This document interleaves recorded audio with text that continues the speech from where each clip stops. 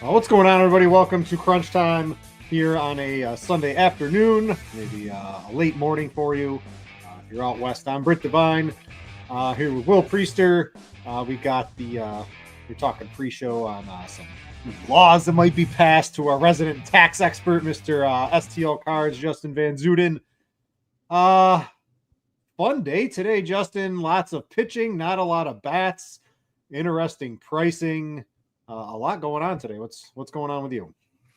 Yeah, doing well. Just got back from a week of vacation. We went up through Wisconsin, went to the beach for a little while, went to the Dells with the kids for a couple days. So nice to be back. But and Britt mentioned this before the show too. Like when you go on vacation, the first day or two after you get back, you're always you almost need a vacation from the vacation. So we're a little bit of vacation hangover yet today, but doing well. And yeah, it was a fun slate to come back to. Don't have the hodgepodge of pitching that we've often had on the weekends. So yeah, happy to be back. Yeah, I wish they need to spread it out more. Come on, MLB teams. We need Wheeler on one day, Skubal on another, and Crochet on the next day. Not all at once. Make some very tough decisions. Will, what's going on with you today, buddy? Doing good, man. I'm starting to really enjoy these weekend shows. I feel like and hear what I'm saying, not what I'm not saying. I feel like I get to hang out with my OG friends more. Some of the patriarchs, not patriarchs, the whatever founders of the RotoGrinders.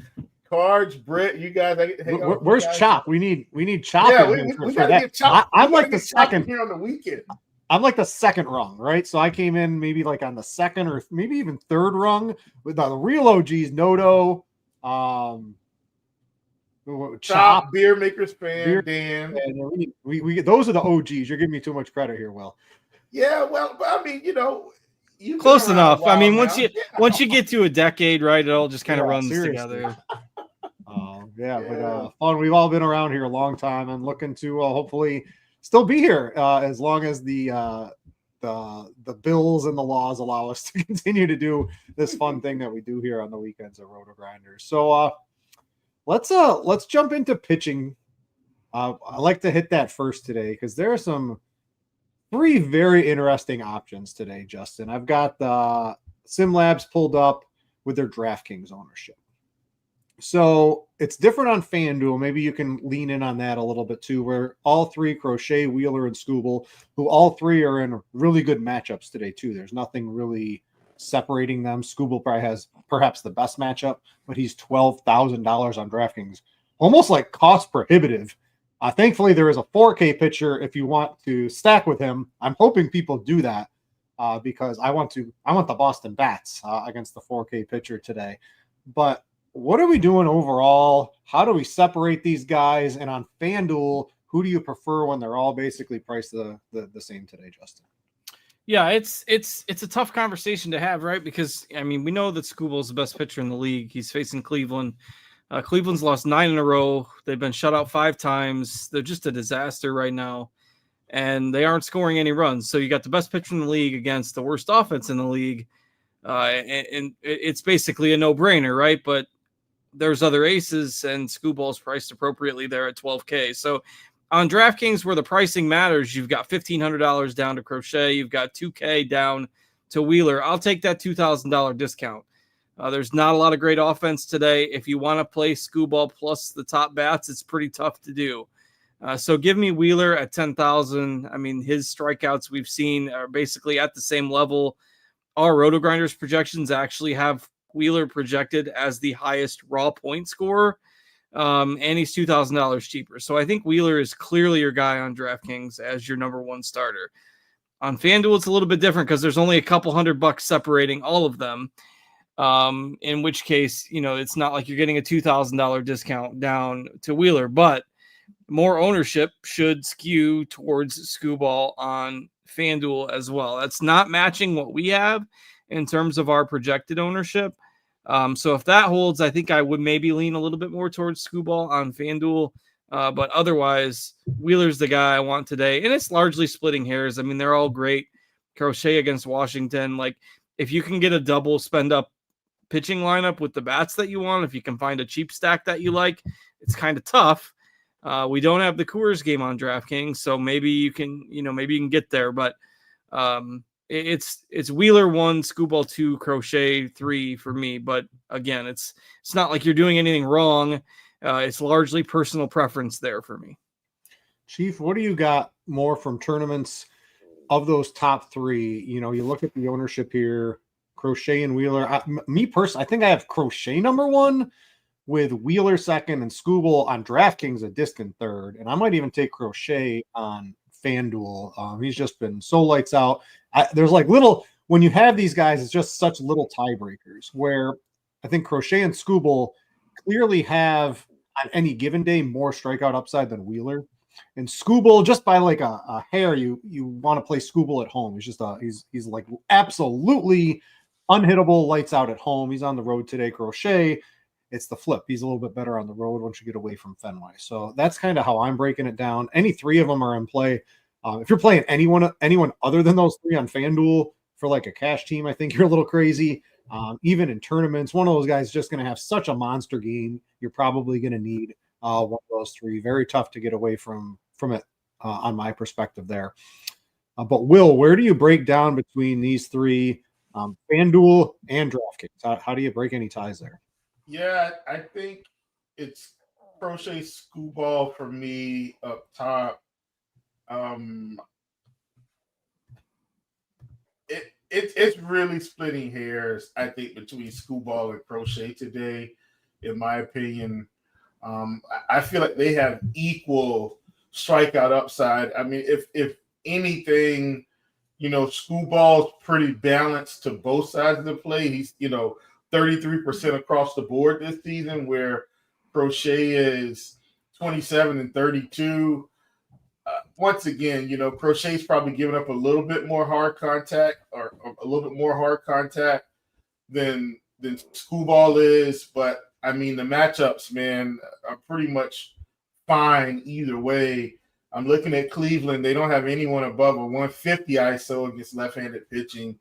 And, you go here to Crochet, there's some guys that have some power, but generally speaking, once he gets past, the top three in this lineup, good God. I mean, he's probably going to K James Wood at least twice. So I think it's either of those. I do think Wheeler is still fine, though. And the reason why I say that, when I look at Wheeler this season, he's been in some tough matchups, and the strikeouts have still been there. Like, nothing. He's not really had drop off. I mean, you're talking about him facing, I think even recently, hasn't he faced Toronto and a few other teams that really don't strike out a ton, and he's still, San Diego 10 Ks, Houston 8 Ks, the Mets 8 Ks, Toronto 9 Ks. Like, he's not, despite the fact that his matchup's fine today.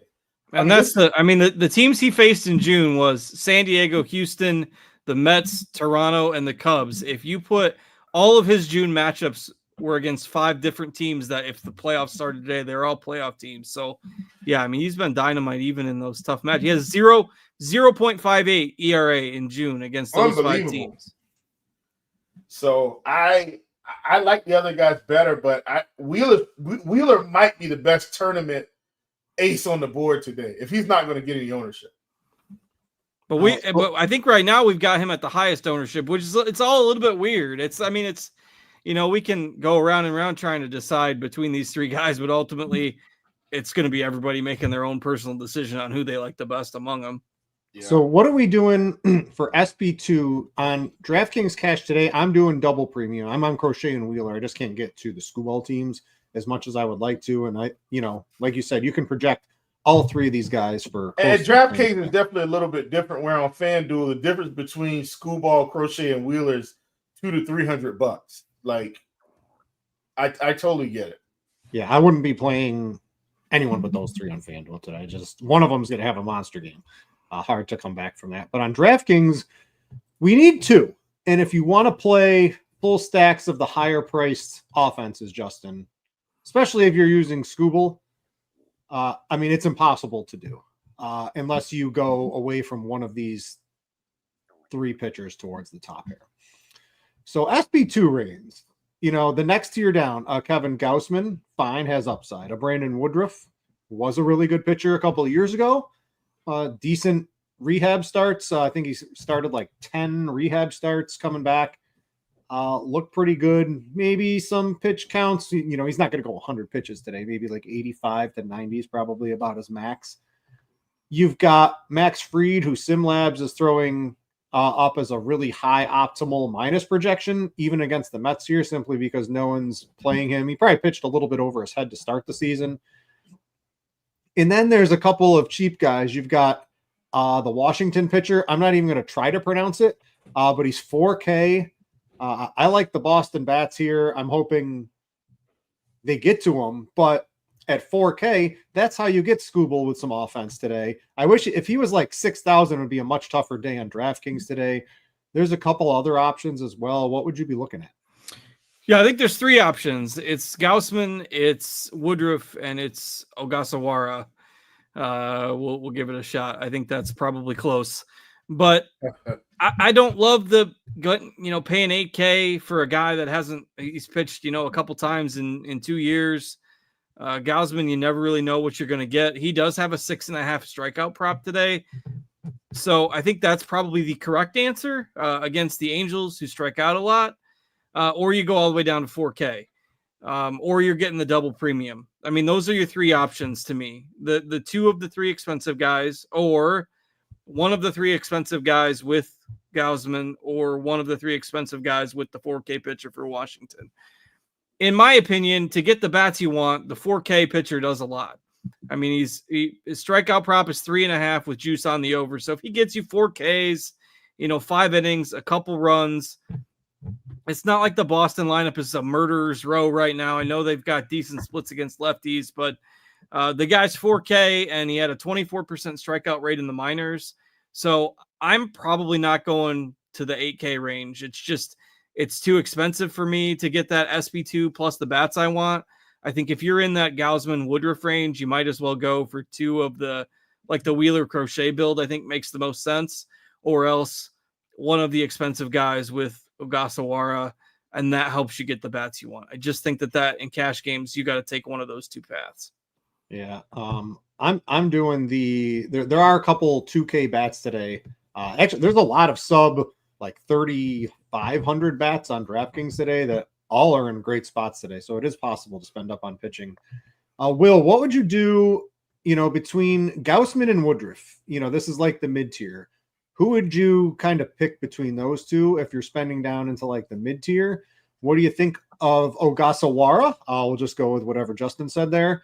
And then is there anyone else you might want to throw in to a tournament? The ownership is it's going to fall off a cliff after those top three names today. Yeah, I mean, Gausman's probably your guy, considering, the heart of the order of the Angels. While they have some power, those are the most likely guys to strike out. Gausman not, if you look at last season, Gausman only a 21% K rate, 23 this season, 26 to righties, 20 to lefties. Not really walking guys a ton. I mean, I know it's around 7%, but it's not crazy. Obviously, this is a guy that going to give up a few fly balls, but I think he'll have some strikeout potential. And so for me, I definitely think it's Gausman in this spot between that next tier. And what about Ogasawara? How, if you're playing a large, I don't know if you're doing 150, but if you were, what's, he's coming in at 3%. There's no way. I'll take the over on that. Yeah, I'll take the over. He's going to be, I would probably project him as probably the 6th highest owned pitcher today. You're going to have Crochet, Wheeler, Scooble, then the Gausman Woodruff conundrum in the mid tier, and then people are just going to drop all the way down, right? Right cards. I would probably bump his ownership up. I would say 12%. Yeah, low double digits for sure on that. So at low double digits, Will, we're going to make an amendment here on the show. What would we be doing with Ogasawara? I mean, I think at this point you're playing him. I mean, if for some unearthly reason he goes for, at this rate, at 4K, I mean, if he goes 4 innings, 4 to 5 Ks, no runs, and your bats go off and your let's say all the big spin pitchers in within 2 fantasy points of each other, either side. Like, Wheeler's at 29, Screwball's at 31, Crochet's at 28. Like, if they all end up somewhere up in there, obviously the closer you get to the top, those 2 to 3 points will matter. But being able to have the potential in your bats with the 4K pitcher getting you, what would that be, Cars? 12 to 15 fantasy points if you went 4 innings. I mean, probably closer to 15 if you didn't give up any runs. Give or take a walk and maybe a hit or two. Like, that's invaluable, I think, on this slate where you're starving to try to get some good bats in your offense. Because right now, if you go double barrel at pitcher, I mean, you're pretty much building bottom of the order stuff. So yeah, I mean, it's just a matter of you're trying to avoid him getting shelled. Yeah. And I mean, this is no, like, again, Boston's second in the league against lefties this year, but you got Nate Eaton, Romy Gonzalez, Roman Anthony, and Rob Refsnyder as the top 4 in your lineup. No offense to those guys, and Anthony could be a great player down the line, but Nate Eaton and Romy Gonzalez and Rob Refsnyder are not exactly the Bronx Bombers. So, and I totally get the logic behind playing the Boston Bats. We'll get there in a bit, obviously, but if he can just hold his own as a minimum price pitcher, that's on a slate where you didn't have any aces to choose from and you weren't, trying to get up to your SP1 as a 10K plus guy. It's a different conversation. But given the context of the slate, if you're wanting to get the bats you want, I mean, you got to do something cheap. So you're either playing some of the 2K bats that Britt mentioned along with the double aces, or you got to go cheap at pitcher. It's just, you got to decide what path you want to take. Yeah, so that's going to be pitching for a little bit. I want to encourage you guys to click the like button. We would really appreciate that. I'll throw out some bets. Maybe Tim has a tater. Let's get us up to 100, and I will figure out what we do for some of you guys as we approach that. So, Justin, I'm going to stick with you for offense. It looks like the Yankees look like they're going to be highest owned. You got Judge, Goldschmidt's leading off today. Bellinger can hit lefties well. They're going to go to an opener after that. They're doing like an opener combo. The guy coming in, not really good, kind of like been around the league a lot, not a lot of success. But even with high ownership on DraftKings, they're still coming in as one of the most optimal teams today. What are you doing with the Yankees? Are you scared of the lefty-lefty matchups at all? And then we've got teams like the Phillies, Boston, Toronto. I mean, I'm in agreement. This to me at the top 4 here, this looks like where the ownership is going for sure.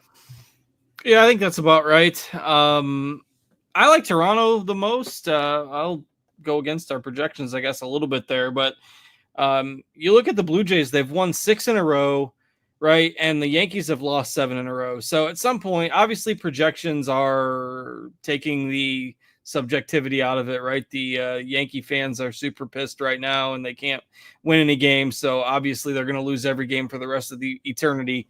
That's not going to happen.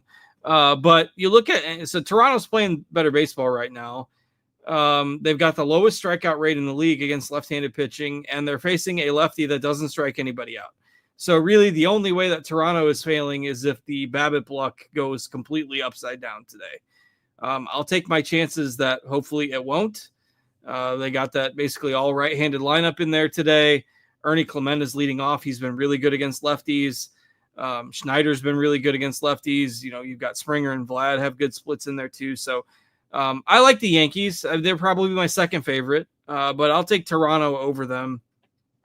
I'll let you talk about Boston. I think the Phillies are kind of your complete risk reward. Nobody knows what to expect out of Chase Burns. He was great in his first start, didn't get out of the first inning in his second start.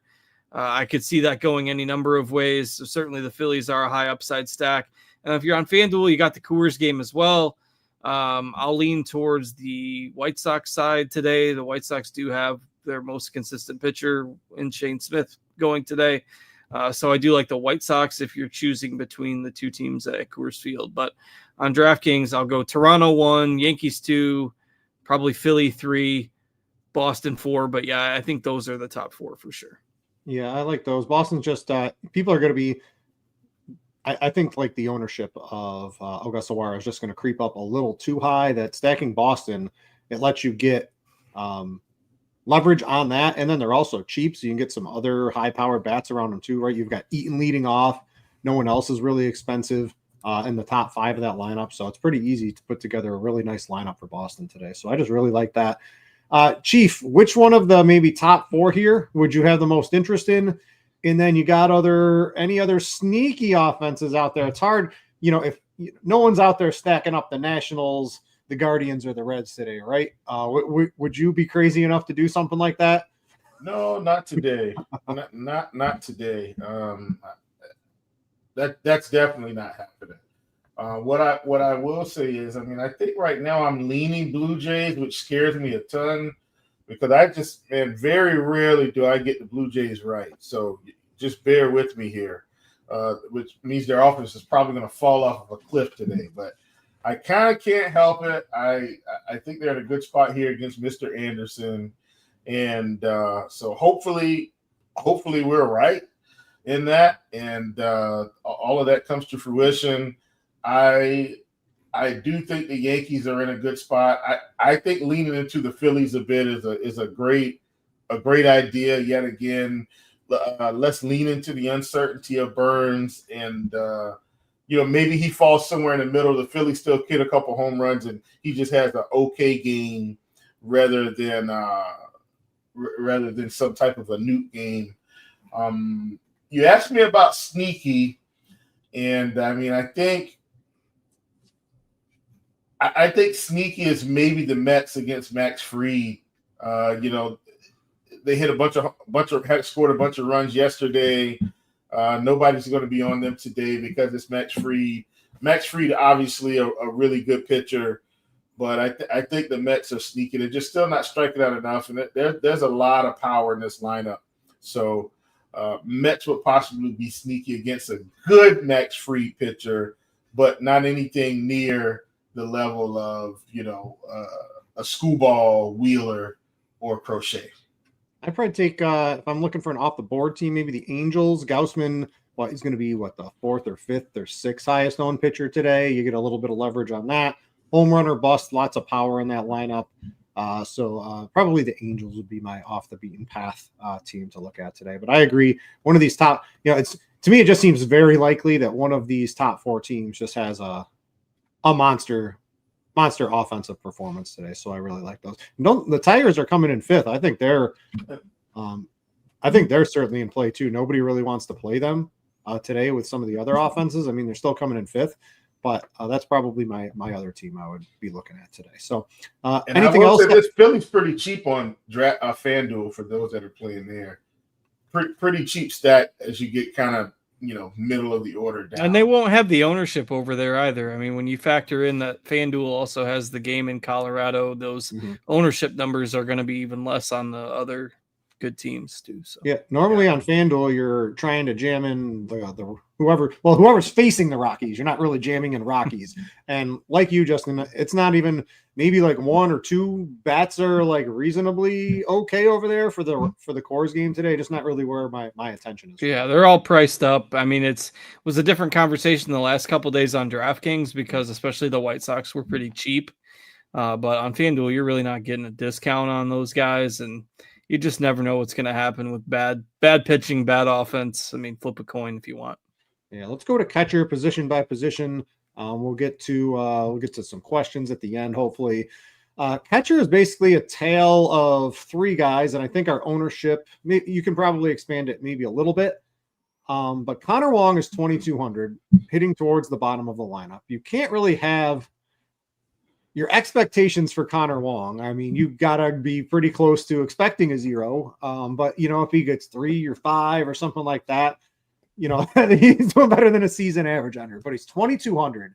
And if you want to play big pitching and still get an Aaron Judge or a Vlad Guerrero or insert the bigger bat that you want today, you need to save some money on DraftKings today, Justin. The other conundrum to that is we have Real Muto and Kirk, who aren't priced up super high. They're both in reasonable spots today.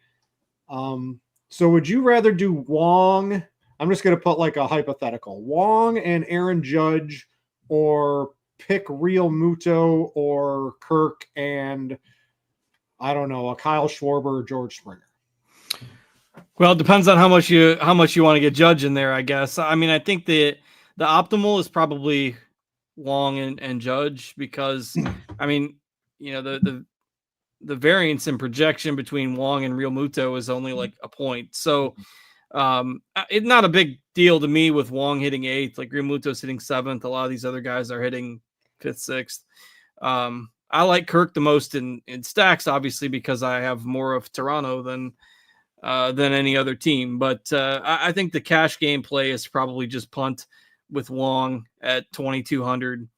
Especially if you're going double spend at pitcher. I mean, it feels like it's even more imperative to do that there. So I don't have a real strong take on this position. I mean, GPP pivots. I think Ohapi is interesting at lower ownership with his power. Agustin Ramirez, I think, is a guy that can, has some pop as well. But yeah, cash games, it's probably Wong for me unless you have that extra like $1,500. Yeah. What are you looking at, Will? I mean, it looks. The guys up towards the top at this position today, they all make sense to me. So I don't know. It's hard for me to find something wrong at the catcher position here today. Yeah, I think if you're building, your catcher into your stat, you're probably playing it the right way. Like, I mean, Alejandro Kirk, not striking out a ton, not really hitting for a lot of power against lefties right now, but, still a part of that, Toronto stack that looks to be semi-tasty today, if you will. Probably, one of my favorites in terms of building around a stack. If you think Burns is not the Burns that we think, I mean, JT Realmuto at 3,700 could be super sneaky today. And kind of go from there. I don't mind, Eric Haas against Cabrera. He's cheap. Down at the bottom of this Milwaukee lineup, gonna strike out, but definitely a guy that could possibly get a home run off if the ball connects the right way. So I think catcher for me, once again, just kind of part of my stat, not trying to skip over it. And I'm playing a little bit more FanDuel today than DraftKings, and I don't think I'm going to have a catcher in my main team, if that makes any sense. Yeah. Let's go to first base. Justin, I'll start with you. Let me get this over for everybody here. So there's a couple ways you can go on FanDuel. Maybe I can even ask you this. Would you rather, at catcher, would you rather Wong and Vlad or one of the Kirk and Paul Goldschmidt, right? Like it's not exactly a match, but these are the type of things you have to do over on DraftKings today. So I think Vlad, if I had unlimited money in on FanDuel at 3,400, Vlad is probably the guy I'm going to be most interested in there. But you get an $1,100 difference going to Goldschmidt today, leading off at the top of the Yankees lineup against lefties. Hasn't had a ton of power as his career kind of goes into the sunset here, but I think it's a reasonably good spot for him today. Colt Keith is also probably another guy who's just a little bit cheaper if you're trying to squeeze every ounce of sale. Like if you're playing Scooble plus another one, Crochet or Wheeler, you got to start saving big money in almost every position today. So Keith is probably someone you're looking at that.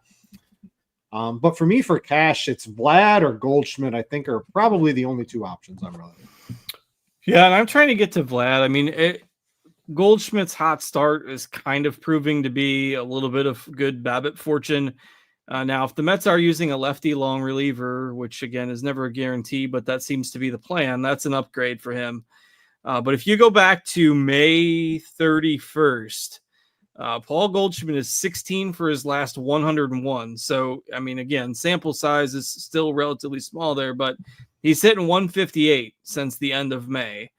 So I'm not sure I want to play a chalky-ish Goldschmidt after. I mean, obviously, I watched him last year struggle pretty much all year for the Cardinals. Then he goes to the Yankees and he's hitting about 350 through the first month and a half of the season. So that was a little tilting for a while. I mean, he's a great guy, nothing against Goldie, but 158 average for more than a month. The bat speed's kind of slowing down. It's hot summer months. I'm not trying to talk anybody out of playing him, especially if he gets 3 at-bats against a lefty. But definitely give me Vlad. I think Harper is a good pivot as well as a one-off in GPPs. But yeah, given that pairing, I'd take the cheap catcher with Vlad today. I want to try to get him in there. All right, yeah. Chief, what do you think for tournaments? Maybe not the upside for Goldie. You're probably using it, you usually want the leadoff hitter for a stack, and there's some really good. I don't like that the Yankees moved Judge down to number 3 today. Doesn't make a lot of sense to me. I wish he was up at number 2 and they moved to, I understand why they have Grisham hitting second, but I don't really like their lineup a ton. Could have made it a little better, but Goldschmidt 4,200, Vlad 5,300. No one's. We're showing a lot of ownership on Bryce Harper. I understand that in Philly stacks, but I don't know. I think people will be going elsewhere in tournaments. Maybe I'd have Harper maybe a little bit lower, based off my thoughts. Yeah, I personally have Vlad. Excuse me. Currently, think he's a top option today. I'm fine with Harper if you land there against Burns, and maybe you're just kind of taking a shot, saying, hey, maybe his first start was a fluke. I don't know. I'm still debating whether or not I'm going to stack Philly. I've got a sneaky team that has crept into our lives, Britt, that I think I may be looking at. And I'll talk about that later once we get there. But I'm fine with Aranda. I know it's Ryan, but Ryan, not as good against lefties. So I don't mind him. Obviously Goldschmidt at 4,200 leading off. We'll see a lefty today for, we hope the meat and potatoes of this game. So I'm fine there. I'm perfectly fine with Colt Keith leading off at 3,400. I think he's actually a pretty good play today. And I think those are my main guys. I'm not really veering too much off the beaten path because I feel like these top pitchers kind of neutralize any of the other bats that we might have considered in a different situation. All right, let's go to second base. Just a pretty ugly position, at least on DraftKings today. There's no one I don't know, Justin. There's no one I really want to click in me. I don't want to roster a second baseman today. No one's in a good look who's at the highest ownership here. And I kind of agree with this on DraftKings based on what you have to do salary-wise over there today. But the highest owned players are players hitting 6th, 7th, and 9th. I mean, this is just a really ugly position. We had one, so I do the consensus value rankings on Sundays. So we had to roster 6 guys, or you have to pick 6 guys at each position. So when I do the article first thing in the morning, I do my rankings. So I did my rankings at like 7 a.m. Picked 6 second basemen. Came back right before the show. 4 of them were not in the lineup, so I was left with 2 guys of the 6 that I originally ranked, and then I threw in whatever the best of what was left. So yes, the position is terrible today, in which I say Schneider's got good splits against lefties. He's 2,900, and he's the one hitting 6th out of that group, and obviously Toronto's my favorite stack. So yeah, I'm just defaulting to Schneider. I don't love the Yankees guys at the bottom of the order. Like Brandon Lau this is not the spot where you want to pay a premium against Joe Ryan. I suppose Terang or Xavier Edwards or Stott, those guys. But I think you almost have to save here. Like, the opportunity cost is so low. This position stinks so bad that just pick your favorite punt. And I mean, even Jimenez at 2K, I'm not going to argue with it. Yeah, Chief, what are you doing here? Because I mean, it's LeMahieu, almost no upside. Peraza, no upside. Schneider, I understand it's righty versus Anderson. But just a horrific position. If you pick anyone other than those, not only are you getting upside, but you're getting low ownership as well. Yeah, I mean, if you want to get Brandon Lau against Ryan, once again, just because Ryan's just not as good against lefties, fine. If you want to take Bryce Terang against Cabrera, fine. If Willie Castro's cheap enough against Rasmussen, fine. I totally understand why Schneider's getting 60% ownership projected in the menu. I get it. I think Schneider's probably my play personally if I had to choose between the high owned guys. I know I will say on FanDuel, I'm playing Colt Keith for what it's worth. That's where I'm going to end up on FanDuel, but he's not in the DraftKings pool at second base. So there you have it. Keith or Romy Gonzalez for me on FanDuel today for sure. Third base, the hot corner. All right, if you're playing expensive bats today, you got to start saving some money. We've done that at catcher. We've done that at first base, or we did that at second base, and we might be doing that at third base again today, because third base is another one, Justin, where there's not really anyone I want to roster that's expensive, because we have leadoff hitter for Boston, Nate Eaton. I think there is some pinch hit risk. Didn't happen yesterday. He had himself, he struck out 3 times, but had himself a good fantasy day. And his price didn't move. He's $3K leading off against a pitcher that is going to have reasonable ownership that may or may not be good at the Major League Baseball level today. So Eaton is he fits into your lineups so good today. You've got Clement at 3,300, but Clement, I think you can move Clement, third base or short. You can move him around your roster. To me, it's probably I'd roster 4 of these guys over any second baseman, right? Eaton, Vierling, Keith, Clement. All these guys look great. Who you got between all of them? They're all reasonably priced today.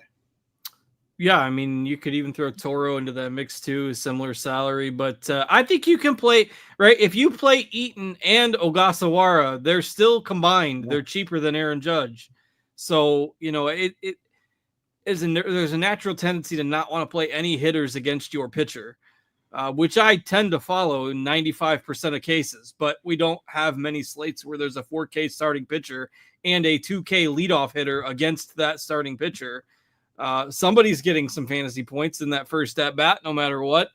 I think you can play them both together today just because the combined salary is only 6K for both of them. So even if you're using the 4K Washington pitcher, I tagged them both. I tagged the pitcher, I tagged Eaton. I mean, it's not like Eaton is this spectacular prospect or anything like that. He's 28 years old. So with 196 plate appearances at the major league level and a 206 batting average and a 247 weighted on base. So he had a couple of splashes with the Royals a couple years ago. I mean, we're not expecting greatness here, but he's leading off and he's 2K. And that's totally fine. I am probably underweight generally on Boston, but I'm totally fine with him. It's the other guys I'm a little bit underweight on. I'm fine with Clement, and there's other options at shortstop, so I'm okay playing Clement at third.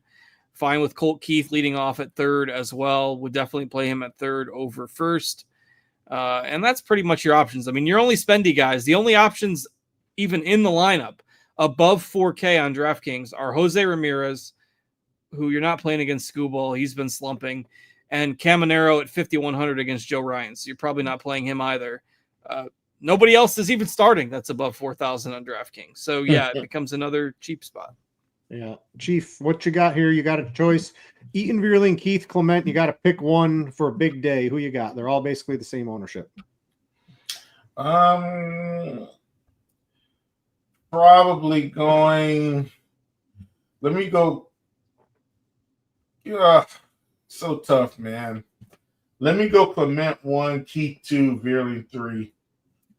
I think that's the way I view it. I do like Colt Keith today. Once again, pretty low K rate, 179 ISO. My differentiator there is, man, at least for right now, Clement much lower K rate and more power facing the lefty. So. And once again, Tyler Anderson showing, reverse splits, but I still think Clement is able to send one out of the park. So that takes care of that. In terms of, extra guys, like if you like the Phillies, I sneakily like the Phillies a little bit. I'm okay with Alec Bohm playing him also, as part of your Philly stack. He's batting cleanup today, 3,800. You could do worse. So wanted to throw him in the mix as well. I want to know, I did refresh, and it looks like there's some updated ownership on SimLabs. Or if you're using RotoGrinders for anything on that, just noted that there was a little bit of a refresh on the ownership. Going to shortstop. All right, cards. I don't know. You can't really, it's not salary for salary, but do you want Story or Clement? You got to pick one straight up today. Rowan Bichette too. Straight up individually, I'd probably take Story. I had him tagged before the 2K leadoff man came out, and then I changed my Boston tag from Story to Eaton, and I didn't want to have two Boston guys tagged with also tagging the pitcher for the other team. So just a bit of a weird slate. At the salary, $3,900 for Story, I think is totally fine. He's my number 2 Boston guy. Otherwise, again, another spot. I mean, you do have some spendy options here. Probably just Turner that'll get some ownership because you've got Ellie is facing Wheeler, Lindor is facing Fried, Neto's facing Gausman. So all the high-end shortstops are facing the really good pitchers that are going today. Kind of the same refrain that we've had for the entire show. There's just so many good pitchers going today that you don't have a whole lot of options. So it becomes another spot where you can potentially save. I've got more Clement simply because I'm on Toronto. But as a one-off play, I think Story is totally fine. Not really playing Volpe. He's really been struggling to the point where he's injuring his own teammates now. I just can't play him at the moment. I was all in on Aaron Judge yesterday, and I mean, at least he didn't get knocked out of the game because of that. It didn't help though. Oh gosh, man. And so, yeah, I've got more Clement, but I think it's probably choosing between Clement, Story, and Bichette for cash games. And again, I've got a lot of Toronto stacks. And if you have Toronto, you can play Clement and Bichette together because you can play Clement at third. Chief, what do you like at shortstop today? I'll pose the same thing to you. Clement or Story, you got to pick one straight up. I think that's a decision a lot of people are going to be making on DraftKings today. Clement for me, but once again, you know, I feel like Toronto's about to be so overowned and just about to let us down so bad. Gosh, man, this doesn't feel great, but I'm just gonna roll with it.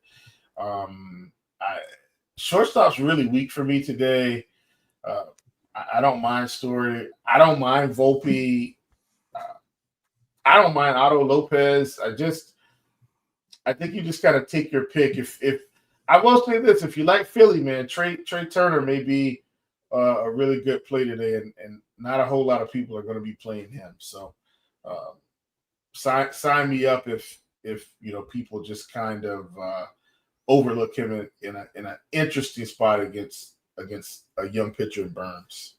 All right, let's go to Outfield. If you guys have any questions, you can start typing them into Discord or into YouTube, and we'll get to those in just a minute. All right, Judge blanked yesterday. He was having a pretty, I think he was having some pretty good games before that. Again, I like the matchup today. Almost impossible to get to him on FanDuel today, Justin, when you're trying to build teams. If, you're using one of the top 3 pitchers, which I think most people are. DraftKings, because we have this plethora of 2K-ish batters, across several positions today, you can get to them pretty easily. And I think that bears out in the ownership as the highest projected owned player today. Have any thoughts on him? Schwarber's coming in second, sort of like a consolation prize. If you don't get Judge in your lineup, you've got Schwarber. And then we have Stanton, coming in third. Is 3,600. What's your take on Stanton? He should probably be, if he was like Stanton, he was like reasonably in his old form, like a $45,000 to $5,000 player, but he's sitting there at 3,600, so it's boosting up his ownership. Do you got a take on him coming back from all of his injuries? Yeah, I mean, we've got him at, I think, 21%-ish optimal rate. So it's tough at 3,600 for me to ignore the power upside, especially if he gets the lefty for quite a few at bats. So I do like the Yankees outfielders today. I think Grisham, even Bellinger, if it ends up being lefty for a few at bats, Judge. This is where you get some Yankee exposure. I will say that if the ownership does hold at 9% on George Springer, I think he'll be a little higher than that, but I do like him a little better than Schwarber at the ownerships that we currently have them at, if those end up being accurate. So I think you're getting one of those top-end guys, whether it's Schwarber, Springer, or Judge. Stanton is probably your second guy, and from there I could see a a plethora of different options. I mean, we don't have the 2K options quite as much in the outfield. You can use Veerling here if you're not using him at third. You can use Schneider if you're not using him at second. But heavens, if you're using Schneider, you better be playing him at second because second base is so bad. Ref Snyder's hitting cleanup for Boston. He's 3,800. Some pinch hit risk there as well. But yeah, just not a ton of outfielders in great spots. I mean, I will say that I think the really strong GPP pivots are guys like, because Judge and Schwarber are the clear 1 and 2. Like, nobody's playing Riley Green, nobody's playing Yelich. Those are guys that I think you can use as tournament pivots for sure. What's going on with I'm gonna Loper Fido? He's 2K, drawn insane ownership for a guy hitting like 8th, and there's not really a lot to his game. You know, looking at his minor league stats, like there's so many other places to save money today. This one is like, I'm scratching my head. I know the bat really likes his projection today. I don't know if that's boosting it up, but what's your take on like him drawing the amount of ownership that he is today? Yeah, I mean, I've left him out of some of my Toronto stacks and gone with different 2K bats to be a little bit unique. I mean, if you buy into the reverse splits of Anderson, I kind of get it. But he like 2 at bats against Anderson. And especially because he's hitting 8th. I don't know. I mean, this is a guy that has a pretty reasonable MLB sample size. Like, it's not, let's see, it's 262 plate appearances. So 262 career plate appearances in the major leagues, 5% walk rate, a 36% K rate, a 214 batting average, a 264 on base, and a 268 WOBA with 4 career home runs. So, I mean, there's no ceiling here, right? And he strikes out a ton. I know Anderson doesn't strike anybody out, but I don't really get it. Yeah, I don't either. He's definitely going to have like 30 DraftKings points today. He's totally going yard. I'm not playing him. The bat's on it, right? I understand it, right? Because we have 3 expensive pitchers that we all want to play. But the value is at other positions today, right? It's at second base. It's at third base. It's at shortstop. You know, you can get a mid-tier first baseman today. Those are good actual real life Major League Baseball players, you know, not someone who just got called up and we don't really know what to expect today. So he's someone I'm out on. Like I said, Q30 DraftKings points incoming today. Chief, one of the guys I'm on, kind of like in the mid-tier, Castellanos, 3,900, having himself a reasonably good season. I think he's a good play. I'd play him over like a Rife Snyder. If you were kind of looking in those, I would expect Castellanos to play the whole game. I'd play him over a Max Kepler as well, probably for, what is he, $100 more. So I might even play him over Veerling at 3,600, but he's kind of like my favorite mid-tier. Anything you really like here? Do you have a take on Loper Fido? I don't know how to pronounce his last name. Sorry about that. I saw someone touting Mike Trout BVP. I think he had 3 bombs against Gaussman. I don't know. What are you doing, Will? I'm playing everybody around my stacks, and let me just say, I started falling in love with the Detroit Tigers today. I think part of that's because of the pricing, but the other half is I think they can get to Williams here or do enough damage to where if my main stat goes off and my expensive pitcher does what they're supposed to do, then I am in the clear. So really starting to like Detroit. And so as a result, the Veerlings of the world, you know, are guys that you know I'm going to be interested in. You know, you heard Cards mention Riley Green. I know he's 5,400 on DraftKings. He's 3,600, I think, on FanDuel. So, you know, definitely guys that I can get behind. You know, Aaron Judge obviously is a good play today, but he's very expensive. I think I prefer George Springer over Judge today, straight up. If I had to choose, you know, I'm okay with Churio against Cabrera. You know, once again, a lot of these guys are part of my stack. Max Kepler at 3,800, I think, is a good play, along with Castellanos. More cheap outfielders cards, and I start today and I'm looking at DraftKings and I'm saying, man, how am I going to get both of these expensive pitchers? And then you look at a team like Detroit, you look at a team like Philly, you look at Toronto, and then all of a sudden it's really not as bad as you think. So those cheap outfielders from those teams are definitely ones that I like. And I'm not really spending up in the outfield outside of Springer today. So that's where I've landed in the outfield. We've got a couple of questions I see filing in. There's a lot of 2s and 3 swaps you can make on DraftKings today, so it'll be interesting what kind of questions come up today. Got to scroll back a little bit on YouTube. Let me see what I can find. Somehow I've highlighted everything. It's making it impossible to read. Let's see here. Vierling on FanDuel at third base. Is he the clear play? You've got Vargas over there too. Probably, him and Benintendi. You want to get some exposure on FanDuel. Vargas is probably the guy I'm looking at today. What does everyone think over at third base today? FanDuel is so different because you've got like 10 guys that are eligible at 3 positions. It's just right. Vargas is first, third outfield. Sosa is first, second, third. Romy Gonzalez is first, second, third. Clement is second, third, short, outfield, first. I mean, FanDuel's gotten a little carried away with the multi-position eligibility. It's basically like a billion utility spots. So the position references are always a little bit different on FanDuel.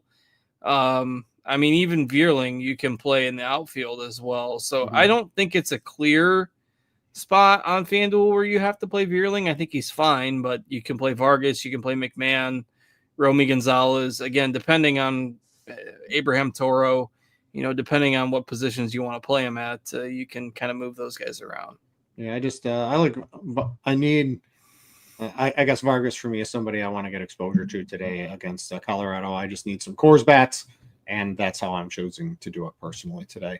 Let's see if we can get a couple more. SP2 today. So, Justin, give me maybe a minute on DraftKings. Some of your SP, maybe SP1, maybe just talk pitching for 1 minute on how you're breaking down the top 3 and then anyone else you're looking at. Well, you can do the double spend up on DraftKings if you want, in which case I think the optimal approach is Crochet and Wheeler. Because Skubal is 12,000, that becomes really difficult to try to do with the bats that you want. But Crochet Wheeler leaves you 3,700-ish for your bats, and there are some cheap options, so that's doable. So I'd say you could go double spend up, and if you do, it's probably Crochet Wheeler. I prefer Wheeler individually, but it's largely splitting hairs between the 3 top guys. So your second choice for SP2, if you don't do the double spend up, is probably Gausman because he's got a high strikeout matchup. He's mid-tier priced. I trust him a little bit more than Woodruff just coming off of injury. And then your third option is to go all the way down to Ogasawara at 4,000, which I think is probably the optimal path, quote unquote, if you just look at point per dollar projections with one of the top aces. I'm not going double cheap with like Gausman plus Ogasawara. I don't think you need to do that today. 1 or 2 of those top 3 guys are going to have good games. You probably need to get exposure to at least one of them. So I think that's the 3 paths. Crochet Wheeler would be number 1. One of the top guys with Gausman would be number 2, or one of the top guys with Ogasawara would be the third option. Crazy Coop in the Discord. Chief, I'm going to throw this to you. He wants to get away from the top 3 names on FanDuel in a single entry. He's looking at Cabrera. I don't see how you play anyone other than those top 3 names on FanDuel today, because the odds that one of them has 60 seem astronomical today. Yeah, I think it's very doable on FanDuel. It's definitely Wheeler, Crochet, or Skubal. Currently, I have Wheeler as my. Would you play Cabrera in a single entry, right? So no, just to get a full Yankees, to get Judge into your lineup today. No, I don't think I would. I think it's one of the top 3. The likelihood of all of them failing today is, it's possible, but I don't think they all fail. So I think there's equal likelihood that one of these guys goes for 60 and the other 2 go for 45 to 49. what you guys think that's reasonable considering the matchups? Like, and then the likelihood that they're all above 35. Once again, anything can happen. Any team can get hot. A pitcher can have a bad day. But I think all of these pitchers are 40 plus today, and at least one of them probably hits 50. I would say I feel like that's pretty realistic. Alex wants to know DraftKings cash 5,700 or left outfielder. Without question, that would be Kyle Schwarber. Next would be George Springer if you already have Schwarber in your lineup to me. YouTube, there's lots of questions today. I figured that because there's a lot of options out there. So Rice Snyder or Verling? We got to pick one straight up, Justin. Yeah, I'll probably take Veerling. I worry about the pinch hit risk for Ref Snyder, and I'm underweight Boston. So projections are probably going to tell you to take Ref Snyder. I don't think you're necessarily doing it wrong either way, but Veerling would be my choice. Yeah, I'm going to take Veerling too. Will, you got a take on that one? Yeah, Veerling for me. Springer or Vlad straight up on FanDuel. I'll go to you, Will, first. Says Springer or Vlad? Yep. Oh man. Give me Springer. Man, Springer's hot. But it's like Vlad is probably one of my top bats on the day today. Hard for me to get away from Vlad. I wouldn't fault you for playing Springer though. What do you think, Justin? I would go with Vlad as well. Mateo in YouTube. We got a couple minutes left. Springer and Grisham. This is DraftKings cash, Justin. Springer and Grisham or Schwarber and Stanton? Springer and Grisham or Schwarber and Stanton? I'd go Schwarber Stanton. Yeah, I think everyone. Well, you're probably not using Judge in that case, but Schwarber and Stanton is like the consolation prize if you don't get Judge today. Let's see a couple more. Neto, a single entry. So, Chief, I'll throw it to you. Neto or I think the Toronto shortstop there. Bichette. Bichette. Probably take Bichette as well. Justin? Not really. The bat really liked Neto today. That's probably I hate disagreeing with the bat because it always gets thrown in my face, right? Because it's the bat. It's the best projection system you could possibly have. But these are, when I go against it, Neto's just not someone on my radar today. So I would take that as well. Yeah, pretty pricey. I'd go with Bichette as well. All right. Cody's got one. This is going to be one of the last questions. This was something I was looking at. So you've got Vlad and Veerling, or you go to Goldschmidt and he has Grisham. I might throw in maybe a Castellanos in place of Grisham today if you didn't want him today. So what do you want on that one? Vlad and Veerling or Goldschmidt and maybe Grisham or Castellanos? You asking me that one or Will? Yeah, let's go Justin on that one. Well, I'm kind of out on Goldschmidt for the reasons I mentioned earlier in the show. Really bad month of June. So I would take the other pairing, but again, that's my personal preference. Yeah. So coming into the show, I did have Goldschmidt and I believe one of the other higher priced. I moved a couple things around too. But I'm currently sitting with Vlad and Veerling on my DraftKings cash team. So I don't really love Veerling, but the price tag hasn't really had a good start to a season here. Eventually that's going to come around today. Just going to take the lineup spot, the price that we're getting him today and hope for the best there. So we're basically at lock. We've got like 30 seconds. So we're going to call it for that. We do have Crazy Coop. I don't know, Justin. He's asking for the tax update on the new big beautiful bill here, and you are maybe give the people like a 2-minute. This could be pretty bad for sports betting next year. I think I would imagine some form of, I don't know how the legal process works, but I'd put it like 50-50 by the time January 1st comes around that we're worrying about this. But what's like the latest thing out here? Because people need to be aware of what's happening in the sports betting gambling world. Is fantasy gambling, Justin? What's your take on this as the tax quotes expert here today? Yeah, so the 2-minute synopsis on this, obviously, I went on vacation for a week and a half and then everything hit the fan. Of course it did. And starting July 1st, I live in Illinois, and Illinois enacted 50% or 50-cent tax on every single sports bet, which FanDuel and DraftKings are going to implement starting football season. So that's a mess. And now you have this change as part of the bill that just passed that was kind of snuck in last minute related to gambling losses. So the rule used to be that you could deduct your gambling losses to the extent of your winnings. So if you had, let's say, $30,000 of gross winnings in a year, but you broke even for the year, or you had a loss for the year, you could also deduct $30,000 of losses, effectively making it a wash. There have been a lot of, so the new rule is that you can only deduct 90% of losses. Take that literally for what I just said. You can only deduct 90% of losses. That does not mean that if you had $50,000 of winnings that you can only deduct $45,000 of losses, because that means you're only deducting 90% of winnings. That is not the wording. The wording is 90% of losses.